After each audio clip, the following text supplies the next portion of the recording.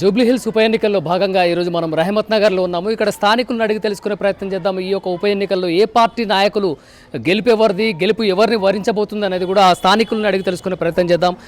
ఇక్కడ సోదరుడు ఉన్నాడు. అమ్మా నమస్తే. ఇప్పుడు ఉప ఎన్నికలు జరుగుతున్నాయి కదా, ఏ లీడరు ఏ పార్టీ గెలుస్తుంది అనుకుంటారమ్మా? బీఆర్ఎస్ పార్టీ నుంచి మాగంటి సునీత గారు అత్యధిక మెజార్టీతో గెలుస్తారండి కంపల్సరీగానే. ఎందుకంటే కాంగ్రెస్ ఇచ్చిన వాగ్దానాలు ఏవీ నిలబెట్టుకోలేదు.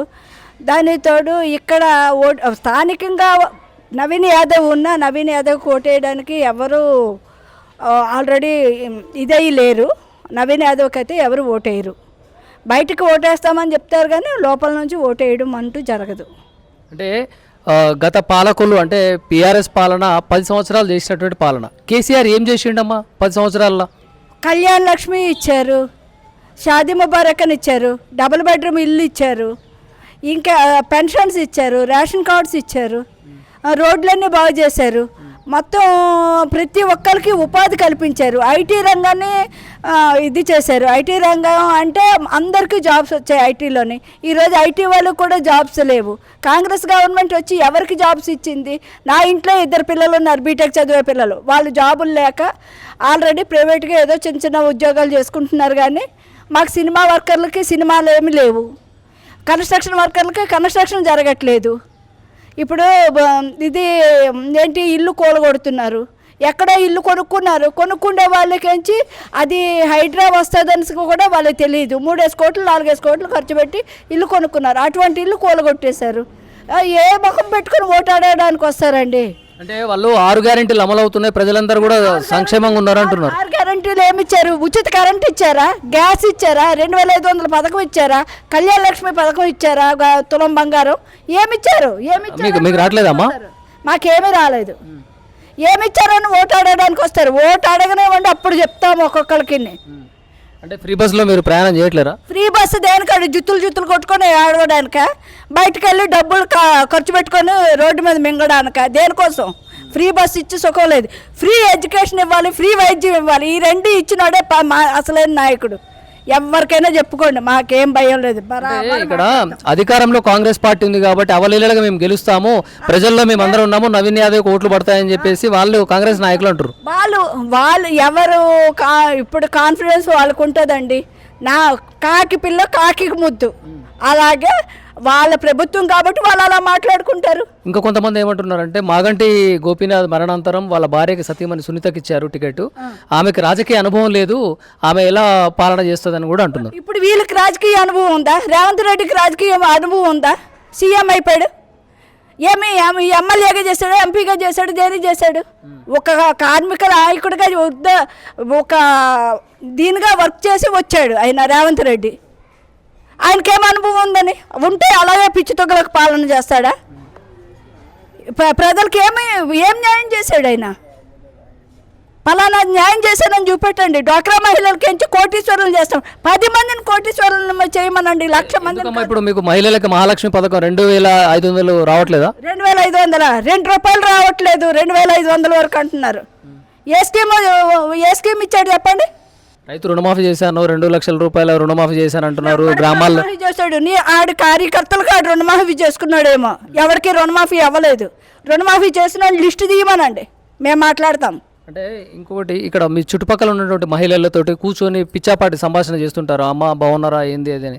ఇప్పుడు ఈ ఎన్నికలు జరుగుతున్న నేపథ్యంలో మీ తోటి మహిళలకు, మీ ఇంటి పక్కన ఉన్నటువంటి మహిళలకు ఏం చెప్తున్నారమ్మా? టీఆర్ఎస్కే ఓటేస్తామని చెప్తున్నారు. ఎందుకంటే ఆడపిల్ల మీద అసలు ఎలక్షన్ పెట్టకూడదు.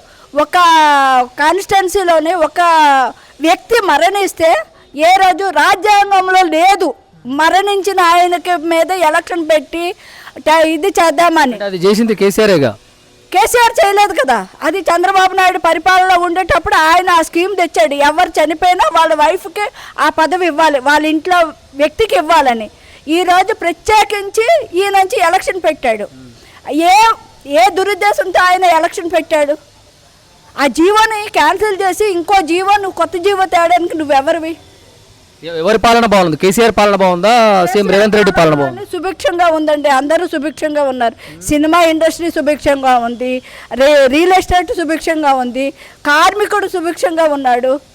మాకు నిజంగా కృష్ణానగర్కి గోపన్న ఆ రోజు మంచినీళ్ళు డ్రైనేజ్ వాటర్ మంచినీటిలో కలిసిపెట్టేటప్పుడు డ్రైనేజ్ వాటర్ కోసం ఆయన రాత్రింబవలు మా వెనకాతలు తిరిగారు గోపన్న.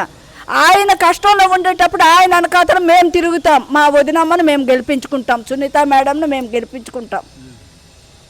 ఆ రోజు ఆయన మాకు సపోర్ట్గా ఉన్నారు, ఈరోజు వాళ్ళ ఫ్యామిలీకి మేము సపోర్ట్గా ఉంటాం. ఏ పార్టీల మధ్య గట్టి పోటీ ఉంటుంది అనుకుంటున్నారు? కాంగ్రెస్కి టీఆర్ఎస్కి ఉంటుంది. ఇంకా బీజేపీ అంటే అది నిలబడాలి కాబట్టి నిలబడ్డారు, కానీ బీజేపీ పార్టీ మాకేమీ ఇది వ్యతిరేకం కాదండి.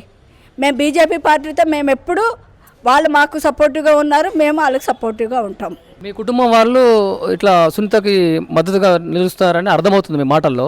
మీ చుట్టుపక్కల వాళ్ళందరూ అమ్మలక్కలు ఏమంటున్నారు? అందరు కూడా టీఆర్ఎస్కే మద్దతు, బీఆర్ఎస్కే మద్దతు.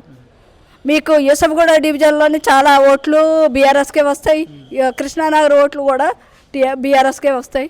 ఇంకొక విషయం చెప్పండి, జూబ్లీహిల్స్ అనగానే మైనారిటీ సోదరులు, ముస్లిం సోదరులు ఉన్నారు. ఈ ఓట్లన్నీ ఎటుపడే అవకాశాలు ఉన్నాయి? వాళ్ళు కూడా బీఆర్ఎస్కే వేస్తారండి, ఖచ్చితంగా బీఆర్ఎస్కే వస్తుంది. ఎందుకంటే ముస్లిం సోదరులు కూడా వాళ్ళకి కూడా కేసీఆర్ కిట్లు అందాయి, వాళ్ళకి షాదీ ముబారక్ ఇచ్చాడు. తర్వాత ముస్లిం రంజాన్ పండుగ వస్తే వాళ్ళకి తోపాలు ఇచ్చాడు. ప్రతి దాంట్లో నేనున్నానని నిలబడ్డాడు. మాగంటి గోపీనాథ్ గారు నిలబడ్డారు, కేసీఆర్ గారు నిలబడ్డారు. మాకు ఏంటి దసరా వచ్చిందంటే మాకు దసరా గురించి ఎప్పుడు ఏమీ తెలియదు. కేసీఆర్ వచ్చాకే కదా మాకు మేము బతుకమ్మ ఆడడానికి ఆడవాళ్ళందరూ ముందుకు వచ్చామంటే కేసీఆర్ పాలనలోనే మేము ముందుకు వచ్చాము. సీఎం రేవంత్ రెడ్డి కూడా ఇందిరమ్మ చీరలు ఇచ్చారు కదా, ఆడు 100 చీరలు ఇచ్చాడు.